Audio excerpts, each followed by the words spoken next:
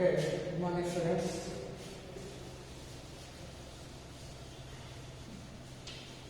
మనము నిన్నటి క్లాస్లో డోలం అంటే ఏంటి, డోల చలనం అంటే ఏంటి, కంపన చలనం అంటే ఏంటి, ఓకేనా? అదేవిధంగా హరాత్మక చలనం అంటే ఏంటి, సరళ హరాత్మక చలనం అంటే ఏంటి, అదేవిధంగా లఘు డోలకం అంటే ఏంటి, అదేవిధంగా లఘు డోలకం యొక్క పొడవు అంటే ఏమిటో మనం నిన్నటి క్లాస్లో చూసాం కాబట్టి తెలుసుకున్నాం. కాబట్టి ఈరోజు మనకు ఈ యూనిట్లో మనకు 8 మార్క్స్ రావడం జరుగుతుందని చెప్పాను కదా. సో ఇందులోకి కాంపిటీషన్ ఫస్ట్ కాంపిటీషన్ మనం ఈరోజు చెప్పుకుందాం దాని గురించి. సో ఆల్రెడీ మనం సందర్భాత్మక చలనం అంటే తెలుసుకున్నాం కదా. సో మనకు ఈ యూనిట్లోకి వెళ్ళి డోలనాలు యూనిట్లోకి వెళ్ళి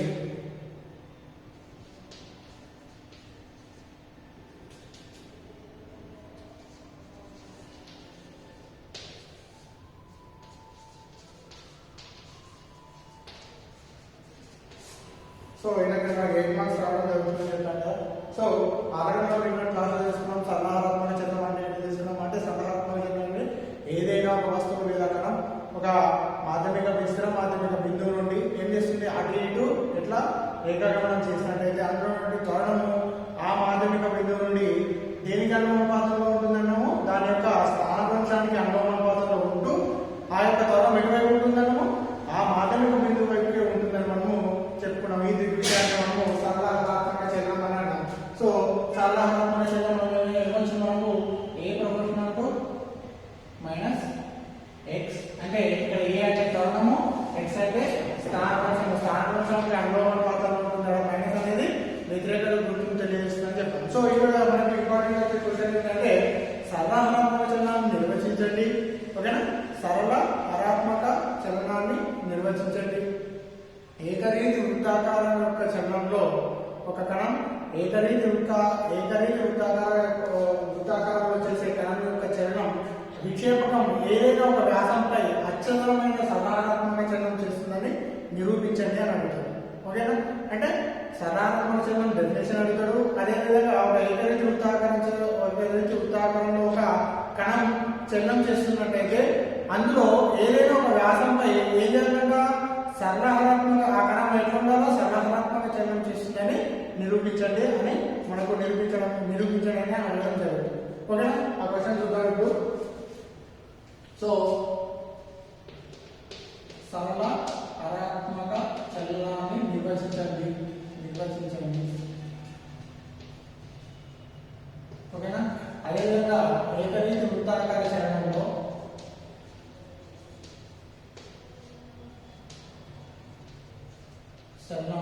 కణం విక్షేపం అంటే ఏదైనా వ్యాసంపై సరళ హరాత్మక చలనం చేస్తుందని చూపండి.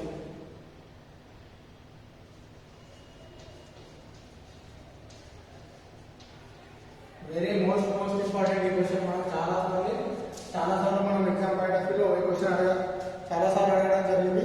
ఓకేనా? సో మనం ఫస్ట్ సరళాత్మక చలనం అంటే మనకు ఆల్రెడీ తెలుసు, డెఫినేషన్ తెలుసు.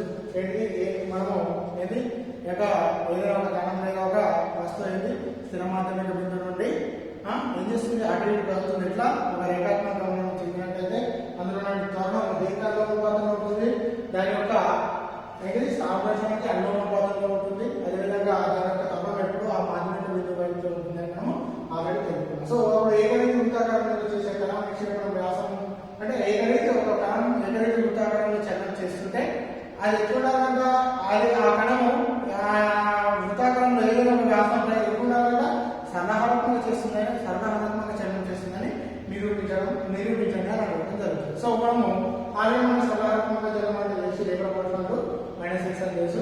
సో మనం ఇప్పుడు ఏకరీతి వృత్తాకారంలో చలనం ఒక కణము ఏకరీతి వృత్తాకారంగా చలనం చేస్తున్నట్టయితే సో అందులో ఏదైనా ఒక వ్యాసంపై అది సరళాత్మక చలనం చేస్తుందని నిరూపిద్దాం. ఓకేనా? సో ఫస్ట్ టైం మనం ఏకరీతి వృత్తాకార చలనంలో కనబడుతుంది కాబట్టి మనము ఒక వృత్తాన్ని తీసుకుందాం.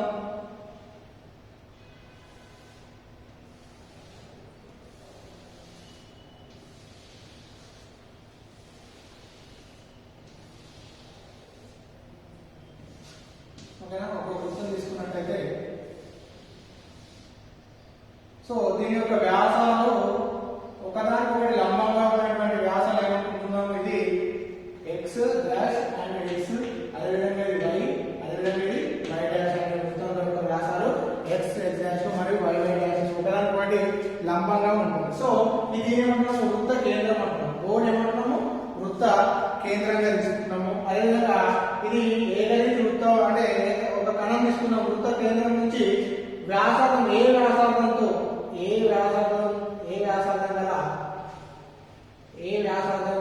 వ్యాసార్థంలో ఏముంది, ఒక పి బిందువు ఉన్నది. ఏంటిది, పి బిందువు ఉంది. పి బిందువు దేంతో చలనం చేస్తుంది, సమకోణీయ వేగంతో చలనం చేస్తుంది అంటున్నాం. సమకోణీయ వేగం ఒమేగా అవుతుంది. సో సమకోణీయ వేగంతో వృత్త పరిధిపై ఈ పి అనే కణము చలనం ఎగరికి వృత్తాకార చలనం చేస్తుంది అనుకున్నాం. ఈ విధంగా వృత్తం తీసుకున్నాం.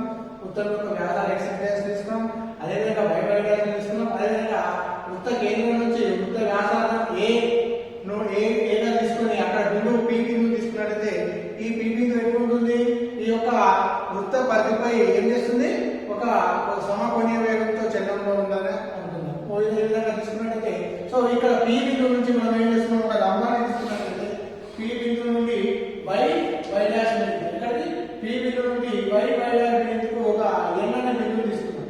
ఏంటిది, ఎన్ అనే బిందువుని తీసుకున్నాం. సో చూడండి, పి అనే బిందువు నుంచి తీసుకున్నట్లయితే ఇక్కడ చూడండి, ఇక్కడ ఒక కోణం చేస్తుంది, ఇక్కడ త్రిభుజం ఏర్పడింది, ఇక్కడ కోణం చేస్తుంది, దీన్ని తీటా అనుకోండి.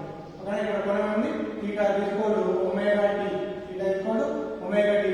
అదేవిధంగా ఇక్కడ కూడా ఒక కోణం చేస్తుంది, దీన్ని ఏమనుకున్నాము, ఇక్కడ కూడా కోణం ఏం చేస్తున్నాము, ఒమేగా టీ, ఇక్కడ కూడా కోణం అనుకుంటున్నాం ఒమేగా టీ. ఓకేనా చూడండి. సో ఇక్కడ చూడండి, ఒక లంబాన్ని గీసినట్లయితే ఏం ఏర్పడింది, ఈ ఓఎం ఏమనుకుంటున్నాము, వై అనుకుంటున్నాము, వై అనుకుంటున్నాము. సో ఈ విధంగా ఏకరీతి వృత్తాకార చలనము ఏంటిది, పి అనే బిందువు వృత్త పరిధిపై ఏకరీతి వృత్తాకార చలనం చేస్తున్నట్లయితే, ఆ కణం వృత్తాకార చలనం చేసినట్లయితే ఆ విధంగా మనం వృత్తాన్ని తీసుకోవచ్చు.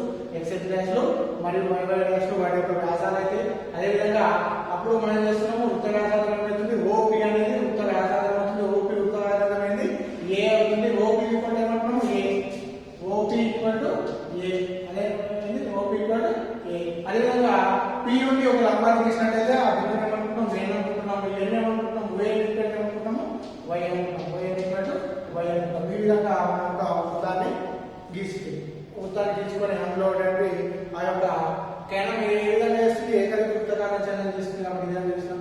సో ఇక్కడ పి బిందువు నుండి ఎన్ లంబాన్ని తీసినట్లయితే ఈ ఎన్ ఏం చేస్తుందంటే వై వై డాష్ పైన, ఏంటిది, వై వై డాష్ పైన ఓ కేంద్రంగా అటు ఇటు చలనంలో ఉంటుంది. అంటే ఈ ఎన్ ఏం చేస్తుంది, ఓకు అటు ఇటు అంటే ఇక్కడ ఏమవుతుంది, పి యొక్క చలనము ఎన్ ద్వారా అచలన ఒక సకారాత్మక చలనం అని మనము తెలుపవచ్చు. ఎందుకంటే ఎన్ ఏం చేస్తుంది, ఓ బిందువుకు అటు ఇటు చలనంలో ఉంది అని అనుకుందాం. సో అదేవిధంగా ఇప్పుడు ఎన్ అనేది ఈ ఎన్ ఓ అటు ఇటు చలనంలో ఉంది కదా.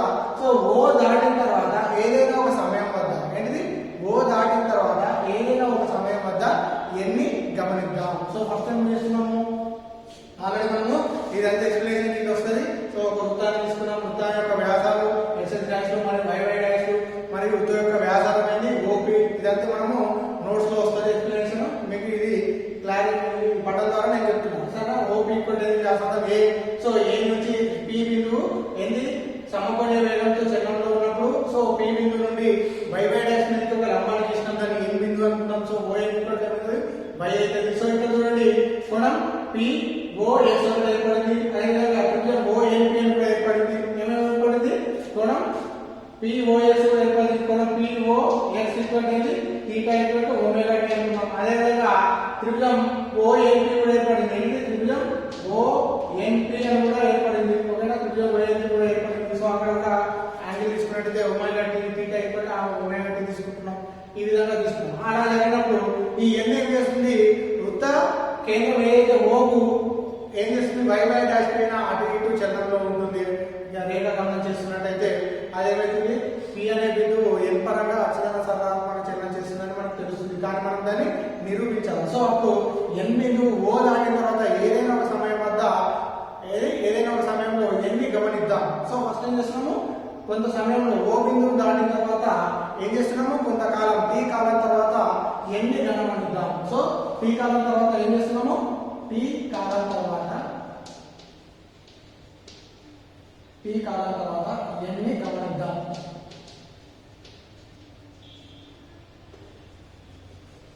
ఓకేనా? ఇక్కడ చూడండి, therefore p ఏమైతుంది, కోణీయ స్థానభ్రంశం అవుతుంది. p ఏమైతుంది, కోణీయ స్థానభ్రంశం. అదేవిధంగా ఒమేగా అంటే ఏమైతుంది, సమకోణీయ వేగం అవుతుంది. ఏమైతుంది, ఒమేగా ఏమైతుంది, సమకోణీయ వేగం. therefore కోణం POS తీటా తీసుకోవాలి, దాన్ని తీసుకోవాలి ఏమనుకున్నాము, ఒమేగా టీ అనుకున్నాం. కానీ త్రిభుజం ONP నుండి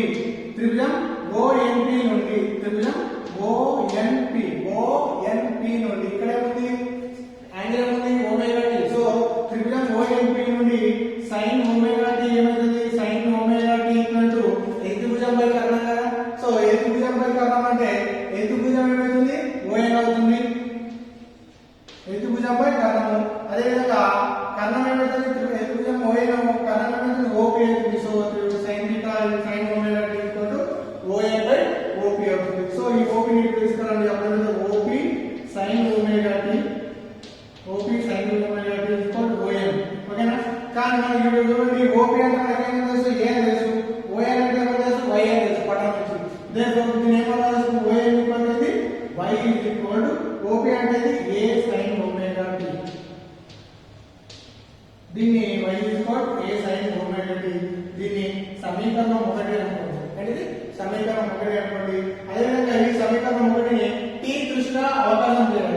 సమీకరణం 1ని ఏం చేస్తున్నాం, t దృష్ట్యా అవకలనం చేసినట్లయితే సమీకరణం 1ని t దృష్ట్యా ఏం చేస్తున్నాం, అవకలనం చేయాలి. t దృష్ట్యా అవకలనం చేస్తున్నాం. So dy by dt.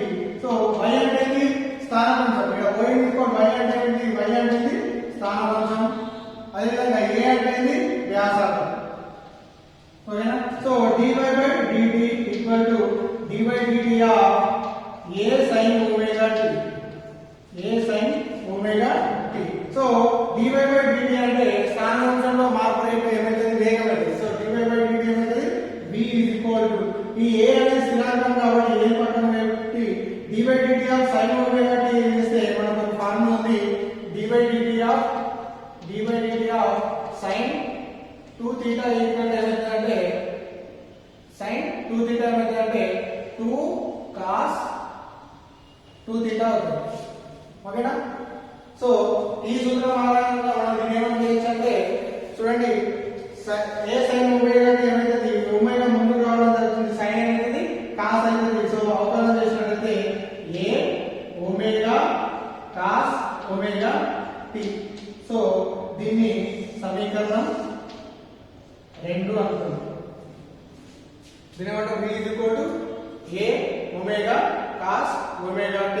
దీన్ని సమీకరణం 2 అనుకుందాం. సో ఇక్కడ చూడండి, so v equal to a omega cos omega t అంటే మనకు ఆల్రెడీ చూడండి, cos ఒమేగా t ఏమని రాసుకోవచ్చు అంటే a omega 1 minus sin square omega t గా రాసుకోవచ్చు. cos ఒమేగా ని ఏమని రాసుకోవచ్చు, 1 minus sin square omega t. మరి ఎట్లా రాసిస్తారంటే ఆల్రెడీ మనకు సూత్రం తెలుసు, sin square θ plus cos square θ equal to ఏమని తెలుసు, 1 అని తెలుసు కదా. సో అప్పుడు ఏమంటే cos స్క్వేర్ θ ఈక్వల్ టు 1 ఇట్లా వచ్చండి, sin స్క్వేర్ θ అంటే మైనస్ sin స్క్వేర్ θ అయితే కదా, sin స్క్వేర్ θ అప్పుడు cos స్క్వేర్ θ. కానీ మనం cos θ కావాలంటే ఏమవుతుంది, ఈ స్క్వేర్ అంటే రూట్ 1 మైనస్ sin స్క్వేర్ θ. θ దగ్గర ఏముంది, ఒమేగా టీ ఉంది. అదేవిధంగా cos θ దగ్గర cos ఒమేగా టీ ఉంది. So cos θ equal 1 minus sin square θ గా రాసుకుంటే ఇక్కడ కూడా a omega cos omega T ఏమని రాసుకోవచ్చు, 1 minus sin square omega T 1 minus sin square θ బదులు మనం రాసుకున్నాం ఒమేగా టీ రాసుకున్నాం. ఈ విధంగా sin square θ plus cos square θ equal 1. So cos square θ equal ఏమని రాసుకోవచ్చు, 1 minus sin square θ. So cos θ equal to under root of 1 minus sin square θ వస్తుంది. కాబట్టి ఈ విధంగా cos ఒమేగా టీ ఏమని రాసుకోవచ్చు, 1 minus sin square omega t గా రాసుకోవచ్చు. ఓకేనా? ఇది సూత్రం. ఓకేనా? ఈ విధంగా v ఈక్వల్ ఏమొచ్చింది, a omega 1 minus sin square omega t. So v equal to a omega 1 sin square omega t అంటే ఇక్కడ చూడండి sin square omega t. కానీ మనకు sin omega t అంటే ఏముంది om by op. om by op అంటే ఏముంది om అంటే y, op అంటే ఇది a. So sin square omega sin omega t ని ఏమని రాసుకోవచ్చు దీన్ని y by a గా రాసుకోవచ్చు కదా. op om by op ని ఏమని రాసుకోవచ్చు y om అంటే ఏముంది y, అదే విధంగా op అంటే a. So sin omega t om by op అంటే y by a రాసుకోవచ్చు. కానీ sin square omega t అంటే y by a whole square గా రాసుకోవచ్చు కదా. సో ఈ విధంగా మనం ఏం చేస్తున్నాము 1 minus sin square omega t అంటే ఏమైతుంది y by a whole square అవుతుంది. y by a ఏమైతుంది whole square అవుతుంది. అప్పుడు v is equal to a omega under root of 1 minus y square by a square. దీన్ని ఏమని రాసుకోవచ్చు v equal to a omega under root of దీన్ని ఏమైనా కింద బయట 1 ఉన్నట్టు కాబట్టి అప్పుడు ఏమైనా స్టార్ట్ చేసుకున్నట్లయితే a square minus y square by a square అవుతుంది కదా. టోటల్ రూట్ ఉంది. సో మనం v is equal to a omega ఈ స్క్వేర్ ఈ రూట్ క్యాన్సిల్ అవుతుందంటే పైన ఒకదానికి a square minus y square ఓకేనా a square minus y square. అదే విధంగా దీనికి కూడా రూట్ ఉంటుంది కానీ ఈ స్క్వేర్ ఈ రూట్ క్యాన్సిల్ అయితే మిగిలింది ఏముంది a ఉంటుంది. సో ఇక్కడ a అంటే ఈ a క్యాన్సిల్ అయితే v is equal మనకి ఏమొచ్చింది v is equal to omega under root of a square minus y square. So ఇది v equal to సూత్రం. అదే విధంగా సమీకరణం 2 కూడా మళ్ళీ t దృష్ట్యా అవకలనం చేయాలి. అదే విధంగా సమీకరణం 2 కూడా t దృష్ట్యా అవకలనం చేయాలి. t దృష్ట్యా అవకలనం చేస్తున్నాం. సమీకరణం 2 అంటే v by so v equal ఏమవుతుంది a omega cos omega t కదా. సో దీన్ని మనం t దృష్ట్యా అవకలనం చేస్తే dv by dt అవుతుంది. dv by dt equal to d by dt of a omega cos omega t. ఎప్పుడైనా అవకలనం చేస్తే ఏమైనా ఒమేగా ముందుకు వస్తుంది cos sin cos అయితే cos sin అయితే కాబట్టి అక్కడ ఇక్కడ ఏమైంది sin ఏమైంది cos అయింది. కానీ ఇక్కడ cos sin అయినప్పుడు మైనస్ రావడం జరుగుతుంది. సో ఇక్కడ dv by dt equal to వేగంలో మార్పు ఏమైంది త్వరణం అవుతుంది. dv by dt equal అయితే a ఇక్కడ a అనేది త్వరణం అవుతుంది. d by dt of a స్థిరాంకం కాబట్టి ఏ పక్కన వెళ్తుంది కాకపోతే cos ఏమవుతుంది sin తో మారినప్పుడు మైనస్ రావడం జరుగుతుంది. మైనస్ a ఆల్రెడీ ఒమేగా ని ముందర ఒమేగా వస్తే ఏమవుతుంది a omega square sin omega t ఓకేనా a omega square sin omega t. So a equal to అప్పుడు ఏమవుతుంది దీన్ని ఏమని రాసుకో a equal to minus omega square a sin omega t గా రాసుకోవచ్చు. కానీ సమీకరణం 1 నుండి చూడండి a sin omega t equal to ఏమని రాసుకోవచ్చు y అని రాసుకోవచ్చు కదా. a sin ఒమేగా t ఏమని రాసుకోవచ్చు y రాసుకోవచ్చు. therefore a equal to minus omega square ఏముంది sin a sin omega t ఏమని రాసుకోవచ్చు మైనస్ y అవుతుంది. ఓకేనా ఏమైతుంది y అవుతుంది. సో అప్పుడు a ఈక్వల్ టు ఇక్కడ ఒమేగా స్క్వేర్ అనేది స్థిరాంకం కాబట్టి పై సమీకరణంలో ఏం రాసుకోవచ్చు a proportional to minus y గా రాసుకోవచ్చు. a proportional to minus y. So ఇక్కడ a అంటే ఏంటి త్వరణం, a అంటే ఏంటి త్వరణం, అదే విధంగా y అంటే ఏంటి స్థానభ్రంశం. సో వాడు ఏమన్నాడు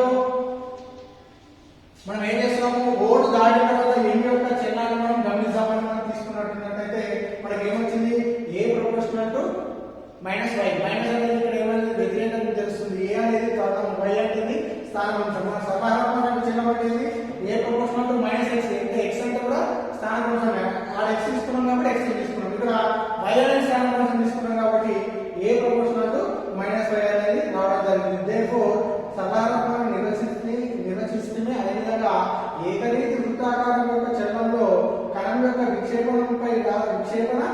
విక్షేపణం వ్యాసంపై ఏదైనా కణం యొక్క చలనం ఏ విధంగా ఉంది సరళాత్మక చలనం అని నిరూపించడం జరిగింది. ఏ విధంగా జరిగింది మనకు ఏమొచ్చింది ఏ ప్రపోర్షనల్ మైనస్ y వచ్చిందా లేదా. ఇక్కడ ఏ అనేది త్వరణం, y అనేది స్థానభ్రంశం. సో త్వరణం దేనికి అనుపాతంలో ఉంది స్థానభ్రంశానికి అనులోమానుపాతంలో ఉంటుంది కాబట్టి ఏ ప్రపోర్షనల్ టు y అనేది రావడం జరిగింది. ఈ విధంగా మన యొక్క సమాహాత్మక ఏదైనా ఒక వ్యాసం కణం ఏకరీతి వృత్తాకార చలనం యొక్క కణం ఏదైనా ఒక వ్యాసంపై ఏ ఏ ఏ చలనం చేస్తుంది, సరళ హరాత్మక చలనం చేస్తుందని మనము నిరూపించడం జరిగింది ఈ విధంగా. ఓకేనా? సో ఫస్ట్ మనము వృత్తం తీసుకొని ఏకరీతి వృత్తాకారంలో P అనేది సమపడి వేగంతో చలనంలో ఉందనుకుని మనము ఆ విధంగా వృత్తంలో రెండు వ్యాసాలు తీసుకున్నాము, ఎక్స్ డాష్ వై డాష్. అదేవిధంగా వ్యాసార్థం OP తీసుకున్నాము, దాని నుండి ఒక లంబాన్ని ఎన్ని గీస్తుంది ON అనేది. సో అది ఎట్లుంటుంది, N అనేది వై డాష్ మీద ఏం చేస్తుంది, అటు ఇటు చలనంలో ఉందని అనుకుంటే ఎన్ యొక్క చలనము O దాటిన తర్వాత ఏదైనా ఒక సమయంలో ఎన్నో గమనిద్దాం అనుకున్నట్టయితే అక్కడ P అనేది కొనేస్తాం ఒమేగా కొనేస్ వేగంతో సమపడే వేగం తెలుపు ఆడ ఒక కోణం వచ్చింది POS మనకు థీటా అనుకున్నాం, దాని ఒమేగా అనుకున్నాం. సో ఆడ త్రిభుజం ఉన్నది, త్రిభుజం OLP నుండి ఒమేగా టీ కోణం ఉంది కాబట్టి సైన్ ఒమేగా ఏముంది, ఏ త్రిభుజంపై కన్నం కాబట్టి OLP. సో ఇదంతా సమీకరణం వస్తుంది. సమీకరణం ఒకటి మళ్ళీ దృష్ట్యా అవకాశం చేసినట్లయితే ఈ విధంగా లాస్ట్ మనకైతే దాని యొక్క చలనం ఏమైనా చూపించడం జరిగింది, సరళ హరాత్మక చలనం అని నిరూపించడం జరిగింది. వెరీ వెరీ మోస్ట్ ఇంపార్టెంట్, మనకు 8 మార్క్స్ కు చాలా సార్లు అడిగినటువంటి క్వశ్చన్. ఓకేనా? Okay, clear. సో దీని మీద ఇంకోటి ఏంటంటే సేమ్ ఇదే టాపిక్ మీద మనకి ఏముంటుందంటే సరళ హరాత్మక చలనం నిర్వచించడం కదా. సో సరళ హరాత్మక చలనం యొక్క డోలకం ఏంటి, సరళ హరాత్మక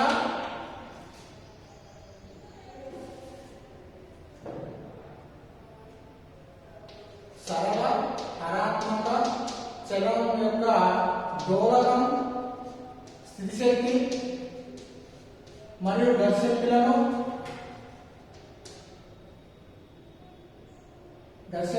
సమీకరణం రాబట్టండి. అందులో మొత్తం శక్తి స్థిరమని చూపండి. సో దీని మీద అంటే సేమ్ ఇదే ప్రాసెస్ లో మనకి ఇంకో లాంగ్ క్వశ్చన్ ఉండడం జరుగుతుంది దీని మీదకి వెళ్ళి. సో ఇదేంటి, ఏకరీతి వృత్తాకార చలనం ఇదేంటి, సరళ హరాత్మక చలనం యొక్క డోలకంలో ఉన్నట్టయితే, డోలకం చేసినట్టయితే అప్పుడు ఏముంది, దాని యొక్క స్థితిశక్తి మరియు గతిశక్తులకు మనకు సమీకరణాన్ని రాబట్టమంటాడు. అదేవిధంగా ఏమంటాడు, అందులో యొక్క మొత్తం శక్తి ఏ విధంగా ఉంటుందని స్థిరంగా ఉందని చూపెట్టాడు. సో మనం దానికి ఫస్ట్ ఒకటి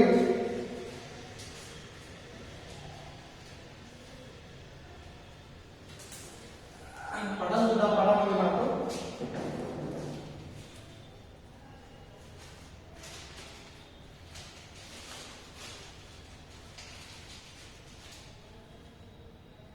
సో ఇక్కడ పట్టేస్తున్నాను నేను.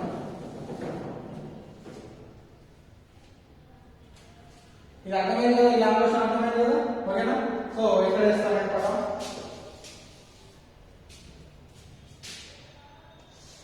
ఈ క్వశ్చన్ సంబంధించింది.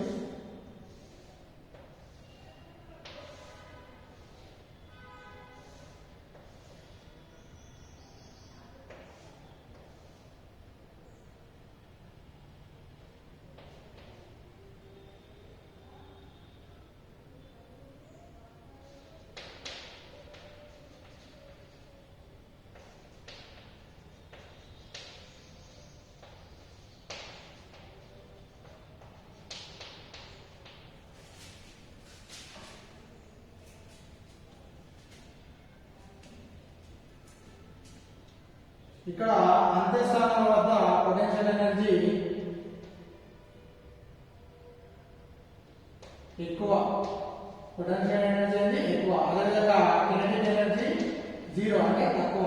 అదేవిధంగా ఇక్కడ కూడా పొటెన్షియల్ ఎనర్జీ ఏమవుతుంది, స్థితిశక్తి. పొటెన్షియల్ ఎనర్జీ అనేది స్థితిశక్తి. అదేవిధంగా కినెటిక్ ఎనర్జీ ఏ విధంగా ఉంటుంది, 0 తక్కువ. అలాగే మాధ్యమిక స్థానం వద్ద ఏమవుతుంది, పొటెన్షియల్ ఎనర్జీ 0, అదేవిధంగా కినెటిక్ ఎనర్జీ అంటే గతిశక్తి ఏ విధంగా ఉంటుంది, ఎక్కువగా ఉంటుంది. సో ఇదే సరళ హరాత్మక యొక్క డోలకం శక్తి.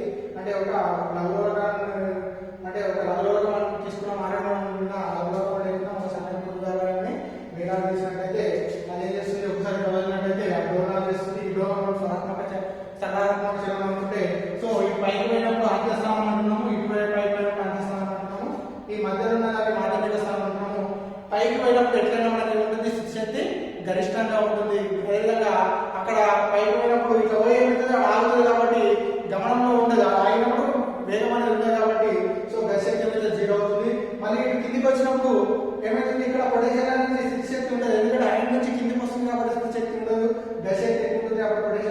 జీరో కినెటిక్ ఎనర్జీ అనేది గతి శక్తి అనేది ఎక్కువ ఉండడం జరుగుతుంది. ఇది కూడా మళ్ళీ ఇటు పైకి వచ్చినప్పుడు పొటెన్షియల్ ఎనర్జీ పైకి వెళ్ళినప్పుడు పొటెన్షియల్ ఎనర్జీ ఎక్కువ ఉంటుంది, గతి శక్తి ఉంటుంది తక్కువ ఉంటుంది. ఈ విధంగా సలహాత్మక డోలనం యొక్క శక్తి శక్తులకు సమీకరణాలను తీసుకున్నట్లయితే దాని యొక్క పదాన్ని ఈ విధంగా తీసుకోవచ్చు. సో ఫస్ట్ టైం తీసుకున్నాము గతి శక్తి ఏంటిది ఫస్ట్ గతి శక్తి. సో గతి శక్తి తీసుకున్నట్లయితే మనకు ఆల్రెడీ గతి శక్తి అంటే సమానాత్మక చలనంలో ఈ యొక్క కణము స్థానభ్రంశం చేస్తుంది కదా. సో y అనేది స్థానభ్రంశం చేసినప్పుడు దీని యొక్క కణం యొక్క స్థానభ్రంశం అంటే ఆల్రెడీ మనకు తెలుసు కణం యొక్క స్థానభ్రంశం అనేది ఈ y మనకి ఆల్రెడీ సూత్రం తెలుసు. y అక్కడ నుంచి చేస్తున్నాం మళ్ళీ ఇక్కడికి వెళ్ళి అంతా క్యాల్కులేషన్స్ సేమ్ ఉంటుంది. సో అప్పుడు ఏమవుతుంది కణం యొక్క స్థానభ్రంశము y ఏమవుతుంది a sin omega t ఇది సమీకరణం 1 అనుకుందాం. సో సేమ్ మళ్ళా సమీకరణం 1 మళ్ళీ t దృష్ట్యా అవకలనం చేసినట్లయితే ఏమైతే మళ్ళీ ఇది వస్తుంది. సో t దృష్ట్యా అవకలనం చేసినట్లయితే ఇది వస్తుంది. మళ్ళీ v a తీసుకున్నట్లయితే మళ్ళీ మొత్తం ఏ విధంగా వస్తుంది v మనకి ఏమొస్తుంది v ఏమొచ్చింది మనకు ఒమేగా √a² - y². నేను మళ్ళీ మొత్తం ఈ క్యాలిక్యులేషన్ చేస్తలేదు. సేమ్ ఇక్కడ కూడా మళ్ళీ ఇక్కడికి పార్ట్ అంతా చేయాలి. ఇదంతా చేసిన తర్వాత మనకి v వస్తుంది కదా. v ఏంది w ఒమేగా √a² - y² అని వస్తుంది. సో దీన్ని t దృష్ట్యా అవకలనం చేసినట్లయితే మళ్ళీ సేమ్ అదే పార్ట్. అందుకే నేను అక్కడ మర్చిపోయాను. సో v ఏమవుతుంది ఒమేగా √a² - y² అనేది రావడం జరిగింది. సో దీన్ని మనం ఏం చేస్తున్నాం కానీ గతి శక్తి అంటే ఏం చేస్తుంది కానీ గతి శక్తి ఈక్వల్ టు మనకి ఏం తెలుసు ½ mv². కానీ మనం v ఈక్వల్ కదా v ని ఈ ½ mv² లో ప్రతిక్షేపించాలి. సో అప్పుడు ఏమవుతుంది గతి శక్తి kinetic energy equal to ½ mv². v అంటే ఏముంది omega √a² - y² whole square. So ఈ స్క్వేర్ ఈ రూట్ క్యాన్సిల్ అవుతుంది. మిగిలింది దీనికి square okay next √a² - y². So చూసినట్లయితే kinetic energy equal to ½ m omega కూడా స్క్వేర్ ఉంది కాబట్టి ఒమేగా స్క్వేర్ మిగిలింది √a² - y². సో అప్పుడు ఈ స్క్వేర్ ఈ రూట్ క్యాన్సిల్ అవుతుంది. అప్పుడు kinetic energy equal to ½ m ఒమేగా² మిగిలింది a² - y². సో ఇది దీని యొక్క గతి శక్తికి సమీకరణం రావడం అంటే గతి శక్తికి సమీకరణాన్ని రావడం. అదేవిధంగా నెక్స్ట్ ఏంటిది స్థితి శక్తి. ఏంటిది స్థితి శక్తి. సో స్థితి శక్తి అంటే ఇక్కడ జరిగిన పని అంటే స్థితి శక్తి అంటే ఇక్కడ జరిగిన పని అనేది ఇక్కడ జరిగిన పని ఏమవుతుంది డెబ్ట్ అనేది ఉంటుంది. సో డెబ్ట్ అంటే FPS అనేది జరిగిన బలంపై జరిగిన పని ఈక్వల్ నికర బలం ఇంటూ ఏంటిది స్థానభ్రంశం. సో దేర్ఫోర్ ఇక్కడ జరిగిన పని ఏ రూపంలో ఉంటుంది స్థితి శక్తి రూపంలో ఉంటుంది. కాబట్టి స్థితి శక్తికి సమీకరణం రాబట్టినప్పుడు జరిగిన పని తీసుకుంటాం. ఇందులో జరిగిన పని W నికర బలంపై స్థానభ్రంశం. సో W నికర బలం అంటే ఏంటంటే జరిగిన పని రెండు పనులు జరుగుతాయి కాబట్టి F × T × స్థానభ్రంశం అనేది y. సో అప్పుడు దీన్ని ఏమని రాసుకోవచ్చు F × y/2 F × y/2. కానీ మనకు y అంటే మనకు ఎంత తెలుసు a sin omega t అని తెలుసు. సో F × y/2 కానీ మనకు మనకేమో తెలుసు కానీ F మనకేమో తెలుసు ma అని తెలుసు. F మనకేమో తెలుసు ma అని తెలుసు. ఈ F ని ప్రతిక్షేపించినట్లయితే అప్పుడు ma/y/2. కానీ ఇక్కడ a అంటే చూడండి a అంటే మనకి వచ్చింది a వచ్చింది -omega² కదా. సో a మైనస్ అంటే రేషియో కదా కాబట్టి మైనస్ మనకు లెక్కలోకి తీసుకోకండి. సో a ఏమని రాసుకోవచ్చు omega² అని రాసుకోవచ్చు. సో w m ఏముంది a అంటే omega² y × y/2 అప్పుడు ఏమవుతుంది m omega² y²/2. సో దాన్ని ఏమని రాసుకోవచ్చు స్థితి శక్తి జరిగినప్పుడు ఎట్లా ఉంటుంది స్థితి శక్తి రూపంలో ఉంటుంది. స్థితి శక్తి రూపంలో స్థితి శక్తి ఈక్వల్ టు ఇది ఏం లేదంటే ఈ 1/2 బయట రాసుకోవాలి m omega² y². సో ఇది స్థితి శక్తికి మనము సమీకరణం రావడము ఇది సమీకరణం 1, ఇది సమీకరణం 2. సమీకరణం 1 నుంచి మనం ఏం రాబట్టాము? సకారాత్మక డోలకం యొక్క శక్తి సమీకరణం రాబట్టాము. నెక్స్ట్ రాబట్టాము సకారాత్మక యొక్క శక్తికి కూడా మనం సమీకరణం రాబట్టాము. సో నెక్స్ట్ ఏం చేయాలా? మొత్తం శక్తికి మనము సమీకరణాన్ని రాబట్టాలి. ఓకేనా? సో ఇది అర్థమైంది కదా? మొత్తం శక్తి సమీకరణాన్ని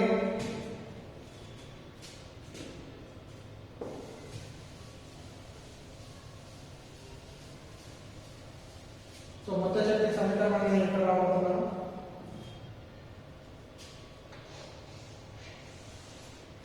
సో మొత్తం శక్తికి సమీకరణాన్ని రాబట్టాలి. సో మొత్తం శక్తి ఈక్వల్ టు మనకి ఏమో తెలుసు, మొత్తం శక్తి equal to total energy equal to kinetic energy plus potential energy. కానీ ఇక్కడ చూడండి రెండు ఉన్నాయి, ఒకటి అంత్య స్థానాల వద్ద, రెండు నెక్స్ట్ ఏంటి మాధ్యమిక స్థానం వద్ద. ఏంటిది?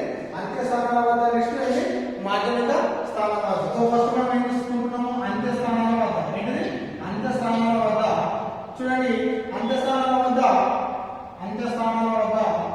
చూడండి total energy equal to kinetic energy equal to kinetic energy plus potential energy. So అంత్య స్థానాల వద్ద టోటల్ ఎనర్జీ ఏమి తీసుకున్నామంటే y ఈక్వల్ టు a తీసుకున్నట్టయితే ఏమవుతుంది? కినెటిక్ ఎనర్జీ 0 అవుతుంది. సో అప్పుడు ఏమవుతుంది? Total energy equal to kinetic energy అంత్య స్థానం వద్ద ఏముంది? 0 ఉంది. అదేవిధంగా పొటెన్షియల్ ఎనర్జీ వల్ల ఏముంది? Half m omega square y square అంటే మనం ఏం తీసుకున్నాం? a తీసుకున్నాం కాబట్టి అప్పుడు ఏమవుతుంది? a స్క్వేర్ అవుతుంది. అప్పుడు టోటల్ ఎనర్జీ ఏమవుతుంది? అంత్య స్థానం వద్ద half m omega square a square. ఇది సమీకరణం 3 అనుకోండి. ఇది సమీకరణం 3 అనుకోండి. అదేవిధంగా నెక్స్ట్ ఏం చేస్తున్నాము? అంత్య స్థానాల వద్ద ఏది? అంత్య స్థానాల వద్ద ఏది? నెక్స్ట్ ఏంటి? మాధ్యమిక స్థానం వద్ద. అంటే మాధ్యమిక స్థానం వద్ద మొత్తం శక్తి, మాధ్యమిక స్థానం వద్ద ఏంటి? మొత్తం శక్తి తీసుకున్నట్టయితే ఇక్కడ ఒక y ఈక్వల్ టు a తీసుకున్నట్టయితే, అదేవిధంగా మాధ్యమిక స్థానం వద్ద చూడండి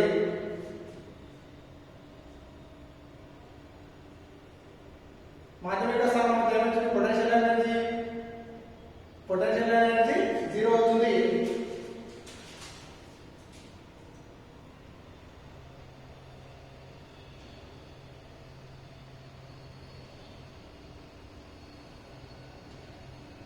ఓకే, y ఈక్వల్ టు 0 మరియు y ఈక్వల్ టు a అయితే, y ఈక్వల్ టు 0 అయితే మరియు y ఈక్వల్ టు a అయితే చూడండి total energy kinetic energy equal to y equal to a అయితే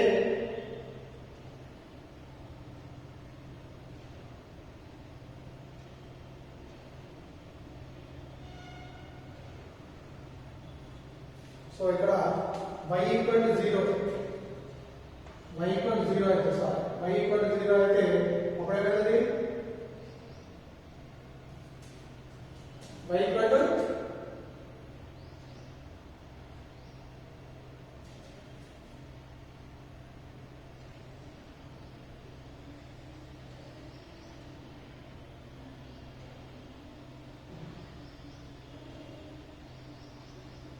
kinetic energy plus potential energy. So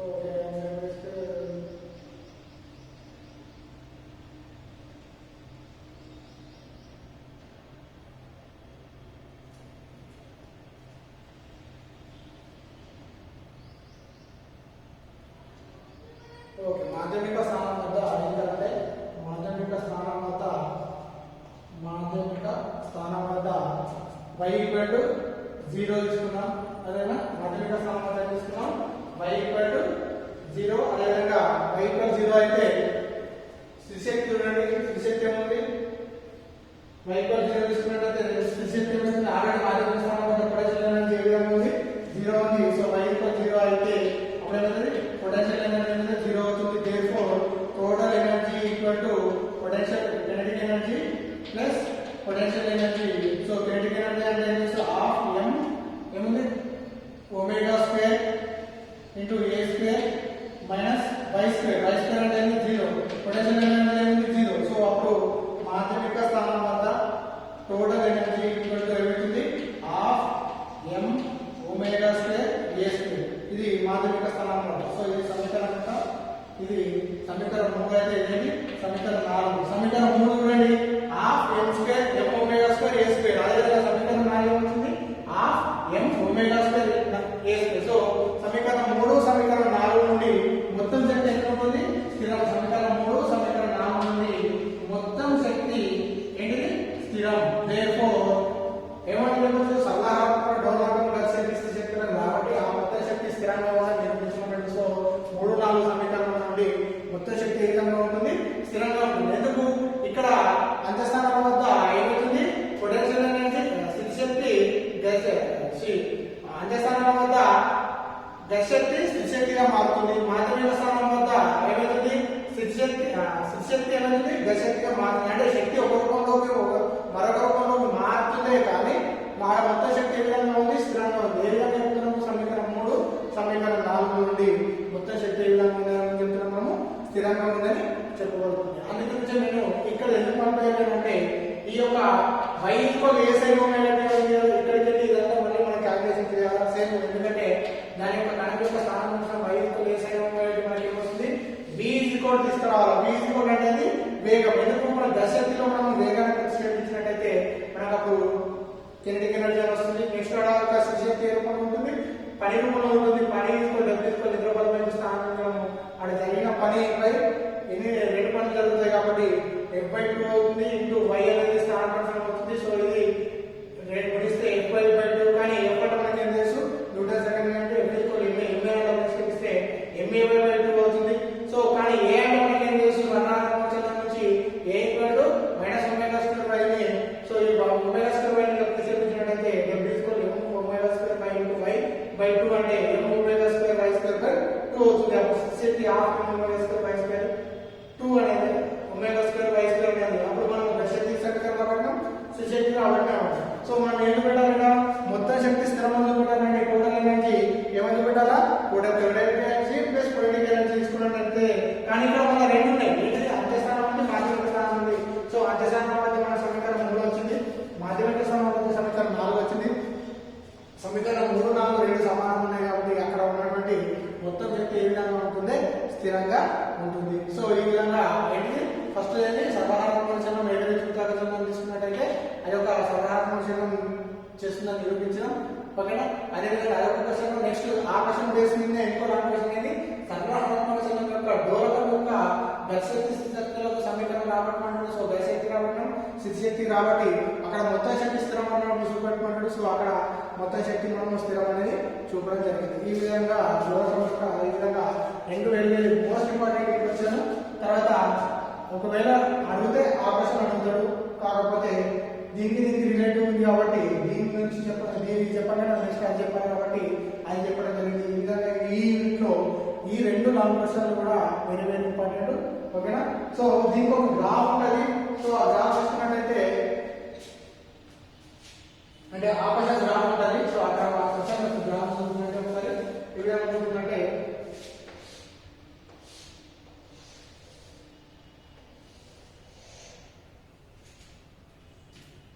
ఇటు minus ఇటు plus అదేవిధంగా ఎనర్జీ. సో ఇక్కడ total energy potential energy plus kinetic energy. ఓకేనా? Total energy potential energy. So ఇక్కడ ఏమవుతుంది? ఇదేమో kinetic energy అవుతుంది, ఇదేమవుతుంది? పొటెన్షియల్ ఎనర్జీ అవుతుంది. సో ఇది ఓ విధంగా అనుకున్నట్లయితే ఈ విధంగా గ్రాఫ్ అవుతుంది. సో అంటే శక్తి అనేది మార్పు చెందుతుంది కానీ మొత్తం శక్తి ఏ విధంగా ఉంటుందంటే స్థిరంగా ఉంటుంది. సో ఈ విధంగా మనకు ఈ ప్రాబ్లం చూడవచ్చు. నెక్స్ట్ క్లాస్ వరకు మళ్ళీ ఇంకొక లాంగ్ క్వశ్చన్ ఉంది, దాని గురించి కూడా మనం తెలుసుకున్నాం. Okay, thank you.